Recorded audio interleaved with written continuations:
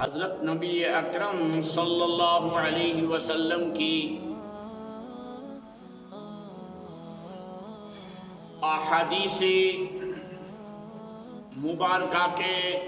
ذخیرہ میں سے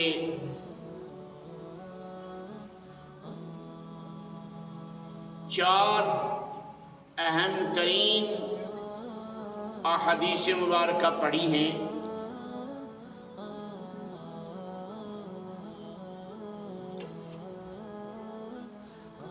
محدثین میں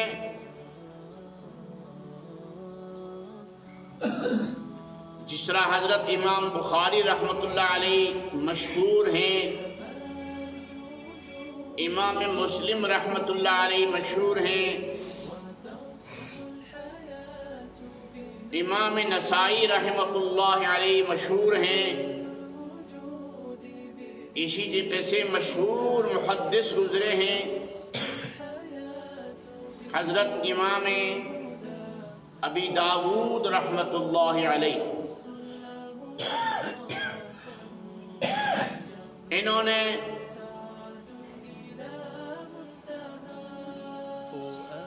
سنن ابی داود مرتب فرمائی۔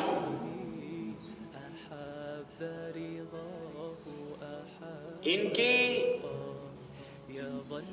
حالات زندگی میں لکھا ہے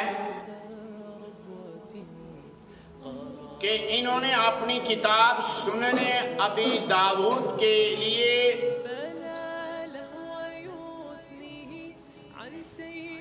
10,000 احادیث میں سے 4,800 احادیث کا انتخاب فرمایا۔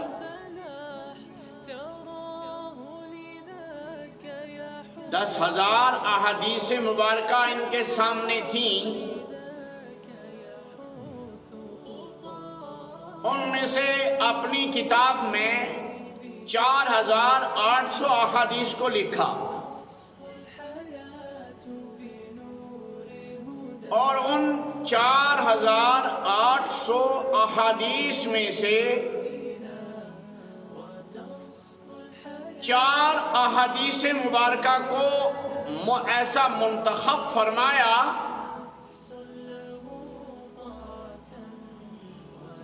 کہ یہ 4 احادیث مبارکہ پورے دین کا خلاصہ ہیں۔ جتنے بھی احکامات قرآن حکیم نے بیان فرمائے، احادیث مبارکہ میں رسول اکرم صلی اللہ علیہ وسلم نے جو احکامات بیان فرمائے، ان تمام احکامات کا خلاصہ 4 احادیث کے اندر آ گیا ہے۔ یعنی اگر عوام عامت المسلمین ان 4 احادیث مبارکہ کو صحیح طریقے سے سمجھ کر عمل کر لے تو پورے دین پر عمل کرنے کا، پورے دین پر عمل کرنا آسان ہو جائے گا۔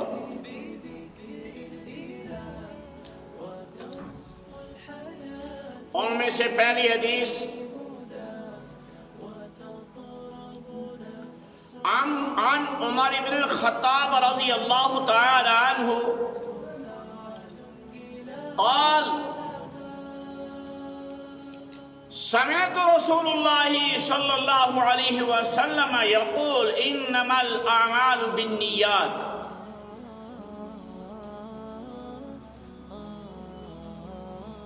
حضرت عمر ابن خطاب رضی اللہ تعالی عنہ روایت کرتے ہیں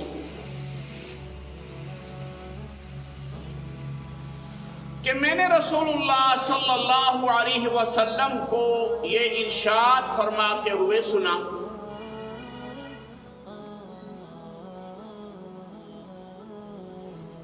آپ صلی اللہ علیہ وسلم نے ایک اصول بیان فرمایا جو اصول اسلامی زندگی میں ہر موڑ پر چلے گا، جو زندگی کے ہر طبقہ کے لیے لازم، ہر انسان کے لیے لازم اور ہر لمحہ میں جس کے ضرورت ہے.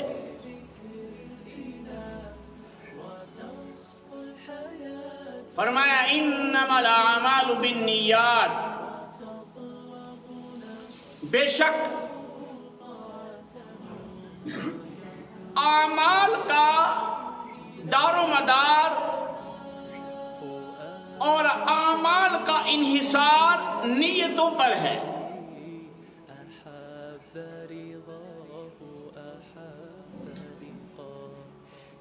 یہ بہت جامع حدیث مبارک ہے. امام بخاری رحمہ اللہ نے اپنی صحیح بخاری لکھنے کی ابتدا اسی حدیث سے کی، اور محدثین احادیث پڑھانے والے ملزم افراد اس کی بہت ساری وجوہات بیان کرتے ہیں، لیکن ایک خاص وجہ یہ بھی ہے کہ امام بخاری رحمہ اللہ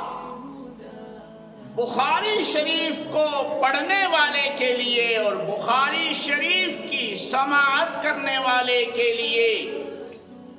اور احادیث بخاری کا مطالعہ کرنے والے کے لیے فرما رہے ہیں کہ پہلے اپنی نیت کو ٹٹول لے، پہلے اپنی نیت کو دیکھ لے. اس لیے حدیث لائی اور بالکل شروع میں لائی کہ انما الاعمال بالنیات، تمام اعمال کا دار و مدار نیتوں پر ہے.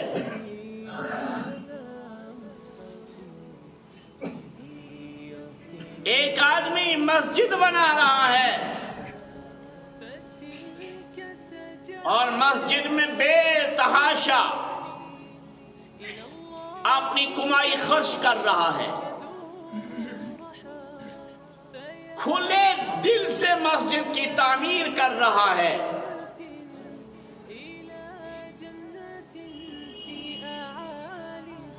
نہایت عالی شان عمارت بن چکی ہے. ہر آنے والا اس تعمیر کی مسجد کی تعریف اور توصیف کرتا ہے کہ بہت عمدہ عمارت بنائی ہے، بہت خوبصورتی کے ساتھ اس کو تعمیر کیا ہے.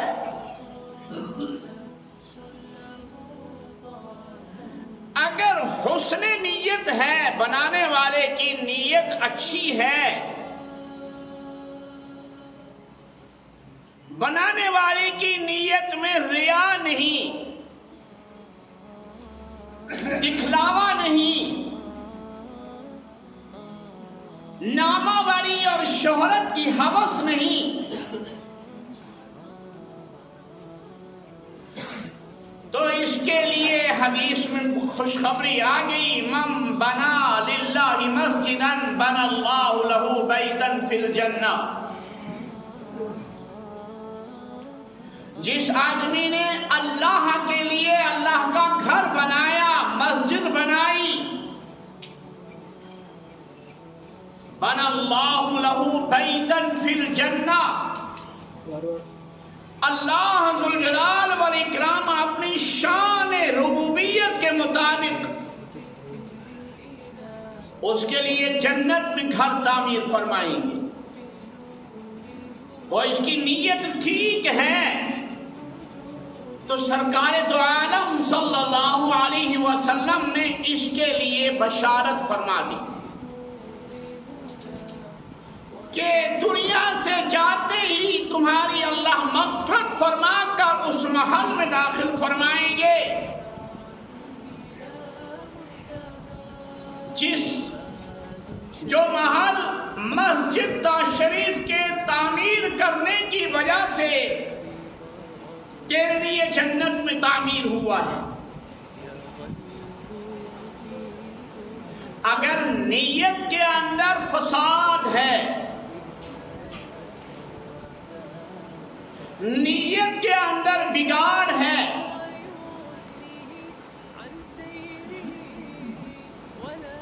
کہ لوگ کہیں گے بڑا سخی ہے، بڑا غنی اور مالدار ہے، اس لیے بڑی محنت سے آپ نے کمائی اللہ کے راستے میں خرچ کی اور مسجد شریف تعمیر کی، تو چونکہ نیت کے اندر بگاڑ ہے، چاہے ایک اینٹ سونے کی لگائی ہو اور ایک اینٹ چاندی کی لگائی ہو، یہ ساری عمارت بیکار ہے، یہ ساری محنت فرسودہ ہے، اس کا کوئی فائدہ اس بنانے والے کو نہیں ملے گا۔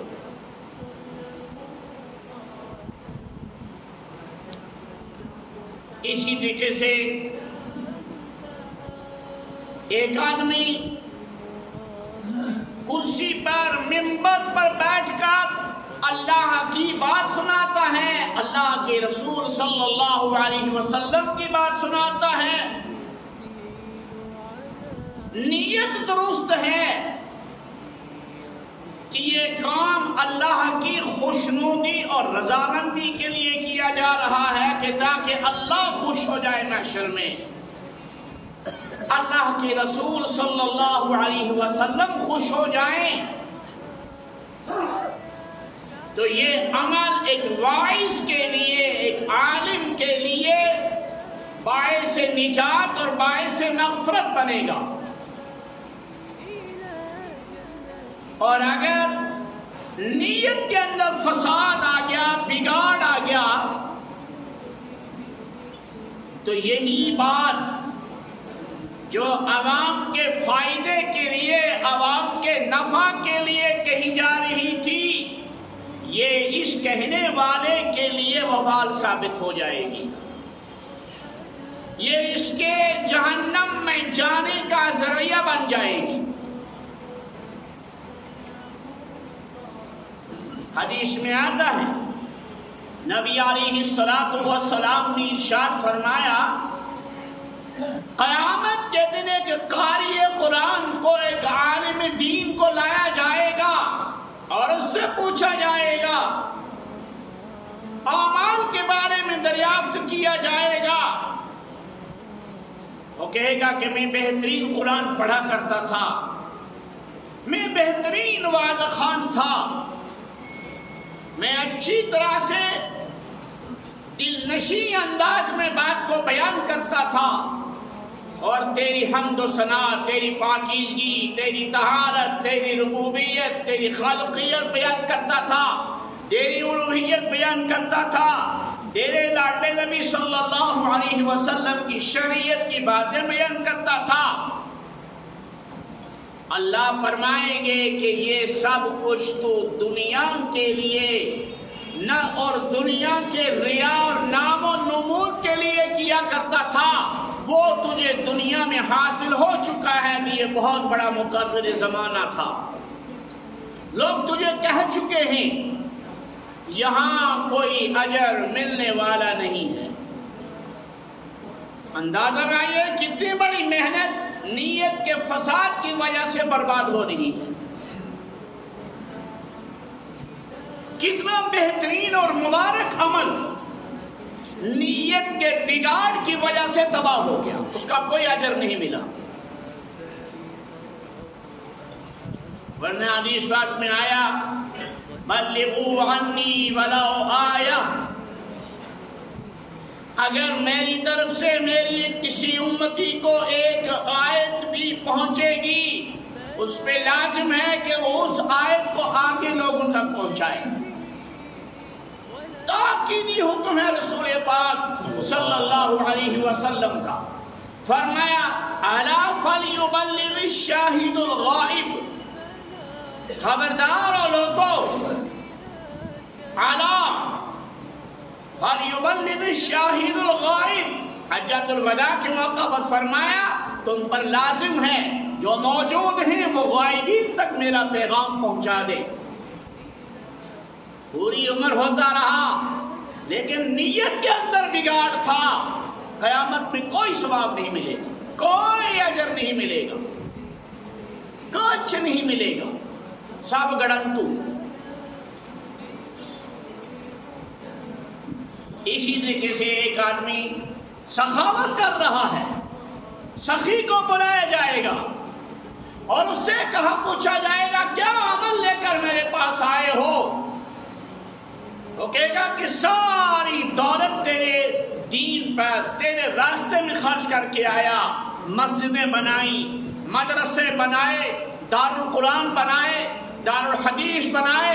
دارالطلبہ بنایا، وغیرہ وغیرہ، سارا انتظام کر کے امت کے لیے آیا۔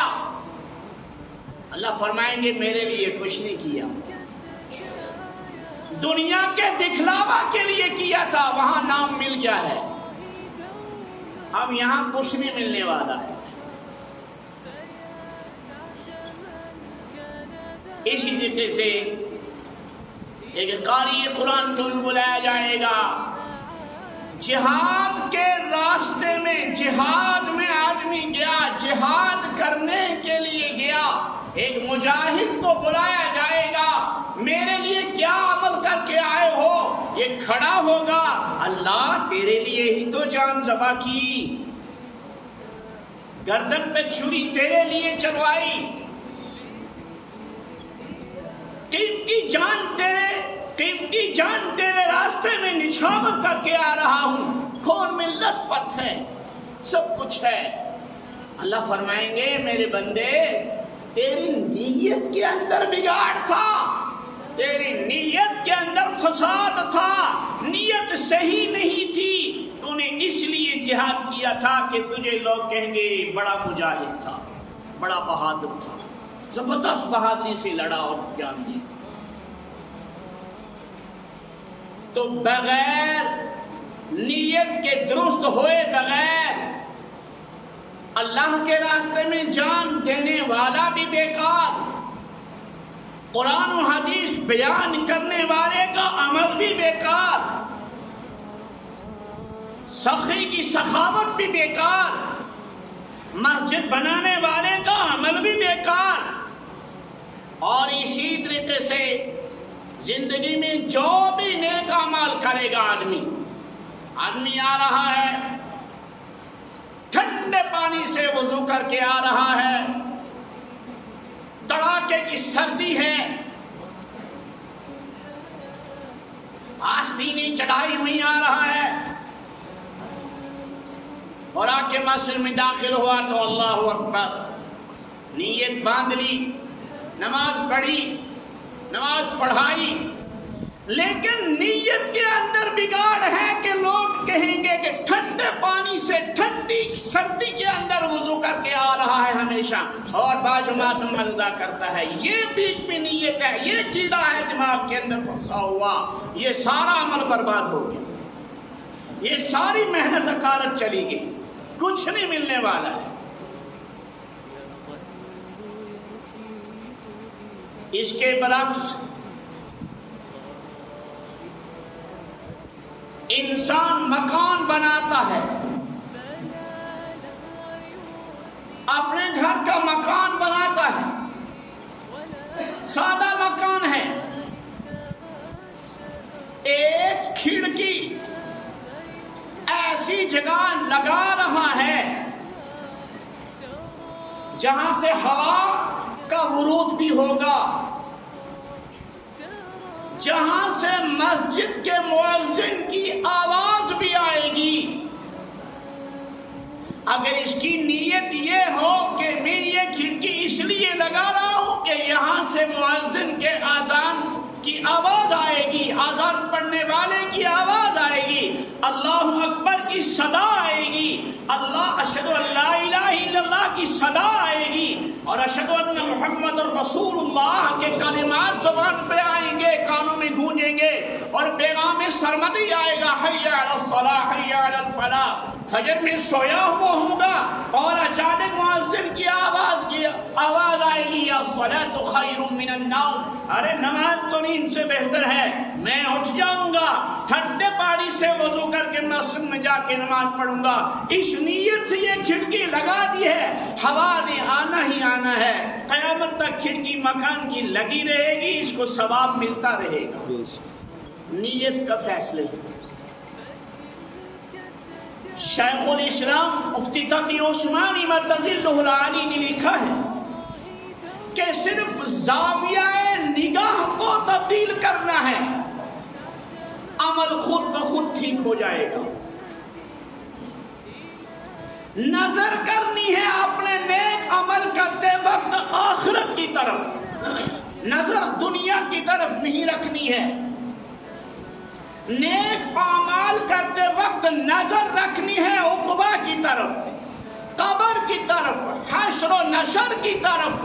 اللہ ذوالجلال والاکرام کے پاس حاضر ہونے کے وقت کی طرف نظر رکھنی ہے۔ زاویہ نگاہ بدلنا ہے، تھوڑا سا اشارہ کر دینا ہے، اعمال مقبول ہو جائیں گے۔ فرمایا انما الاعمال بالنیات، یہ اصول بتلا دیا، آپ جو بھی کام کریں گے اس کام کے کرنے سے پہلے اپنے دل کو ٹٹولو، اپنے دل کو دیکھو۔ میں اپنے مربی اور شیخ حضرت اقدس مولانا محمد رحمت اللہ صاحب کی مجلس میں بیٹھا ہوا تھا، حضرت اسی موضوع پہ بات فرما رہے تھے۔ فرمایا کہ کام کرنے سے پہلے اپنے دل سے فیصلہ لو، کام کیوں کر رہے ہو؟ مسجد میں قالین تو بچھا دی ہے، کیوں بچھائی ہے؟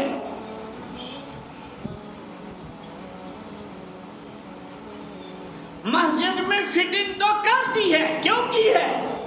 یہ پہلے اس اندر والے سے جائزہ دو، گڈ پرسویشن۔ اگر یہ کہہ رہا ہے آخرت کے لیے کیا ہے تو نیت صحیح ہے، نیت صحیح ہے تو کرتے رہو کرتے رہو۔ فرمایا بیچ میں نیت کا جائزہ لے لو،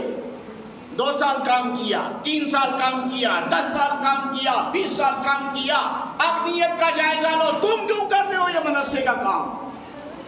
تم بچوں کو کیوں پڑھا رہے ہو؟ تم بچوں کو کیوں کھلا رہے ہو؟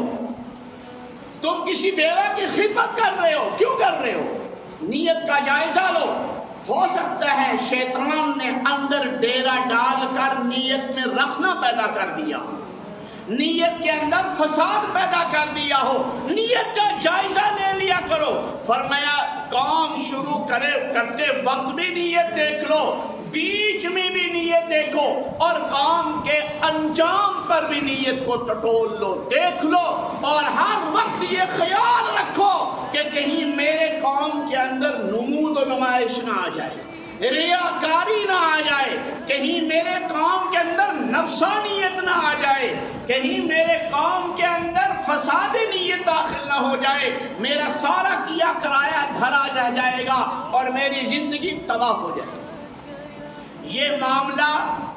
روزے داری میں بھی، حج میں بھی، زکوٰۃ میں بھی، امداد و اعانت کرنے میں بھی، اور ہمسایہ کے ساتھ نیک سلوک کرنے میں بھی، بیوہ کی معاونت میں، یتیم کے سر پر ہاتھ پھیرنے میں، جتنے بھی مسائل شریعت نے بیان کیے ہیں، چاہے وہ عبادات کی لائن سے ہوں، چاہے وہ معیشت کی لائن سے ہوں، چاہے وہ معاشرت کی لائن سے ہوں، چاہے وہ معاملات کی لائن سے ہوں، چاہے وہ اخلاقیات کی لائن سے ہوں، جس لائن سے بھی، جس میدان میں بھی ایک بندہ کام کر رہا ہے، اس میدان میں رہ کر بندے کو کھڑے ہو کر تھوڑی دیر کے لیے اپنے دل کی نیت کو دیکھنا چاہیے۔ اس لیے کہ رسول پاک صلی اللہ علیہ وسلم نے فرمایا انما الاعمال بالنیات، اعمال کا انحصار اور دار و مدار نیت پر ہے۔ دوسری حدیث انس بن مالک رضی اللہ تعالی عنہ کی پڑھی تھی۔ انس بن مالک رضی اللہ تعالی عنہ فرماتے ہیں قال قال رسول اللہ صلی اللہ علیہ وسلم،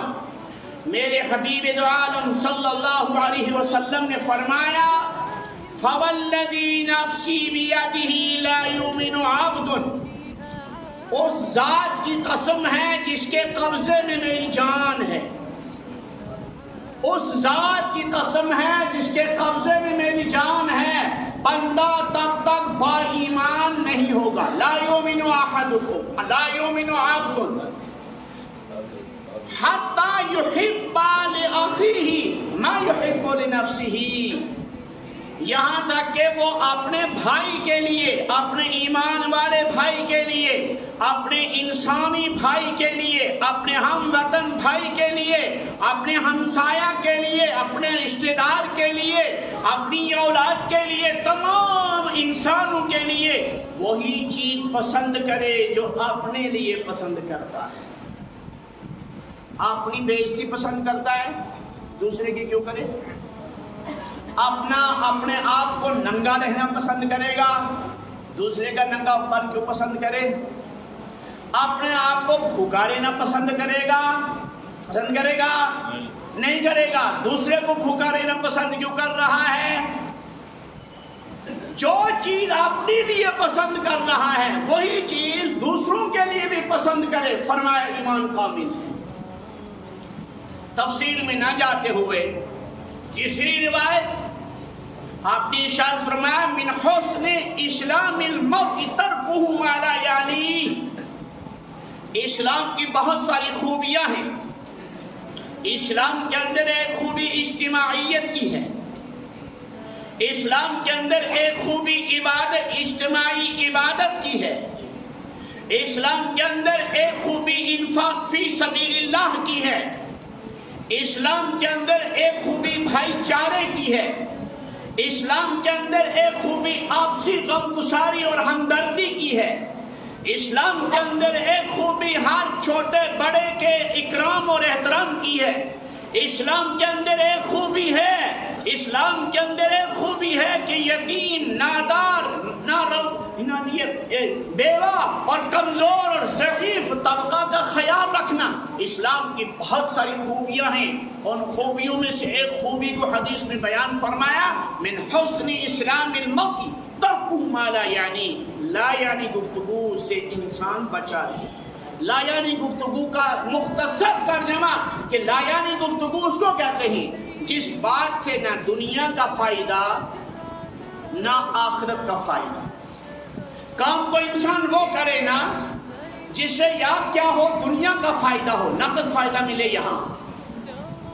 یا اگر یہاں فائدہ نہیں مل رہا ہے تو ایسی بات کہے کہ آخرت میں اس کا فائدہ ملے۔ یہ لا یعنی گفتگو نہیں ہے، یہ کارآمد گفتگو ہے، اس انتہائی قیمتی کا تھا۔ لیکن اگر ایسی بات کہی کہ جس کا فائدہ نہ اس جہان میں ہے، جس کا فائدہ نہ اس جہان میں ہے، اس کا نام کیا ہے؟ لا یعنی، لا یعنی گفتگو، لا یعنی بات چیت۔ من حسن اسلام المرء ترکہ ما لا یعنی، اسلام کی خوبیوں میں سے ایک خوبی یہ ہے کہ لا یعنی گفتگو کو ترک کر دیا جائے۔ تین روایتیں آ گئیں، تین روایتیں آئیں، دو آئیں، انما الاعمال بالنیات یحب لأخیہ ما یحب لنفسہ، اور تیسری آئی من حسن اسلام المرء ترکہ ما لا یعنی۔ چوتھی روایت فرمایا الحلال بین والحرام بین، حلال شریعت نے بیان کر دیا ہے، حلال شریعت نے بیان کر دیا ہے، والحرام بین، حرام کو بھی شریعت نے بیان کر دیا ہے۔ جو چیزیں حلال ہیں ان کو دنیا کی کوئی طاقت حرام نہیں کر سکتی ہے، اور جو چیزیں حرام ہیں ان کو دنیا کی کوئی طاقت حلال نہیں کر سکتی ہے۔ یہ اپنی عقل کے ڈبوسلے ہیں کہ سود کو جائز قرار دے رہے ہیں، رشوت کو جائز قرار دے رہے ہیں، باقی خرافات اور لغویات کو جائز قرار دے رہے ہیں۔ یہ عقل کے اندھا پن کی بین دلیل ہے، یہ احمقانہ پن کی بین دلیل ہے۔ مجھے معاف کریں گے آپ لوگ، حلال شریعت نے بیان کر دیا ہے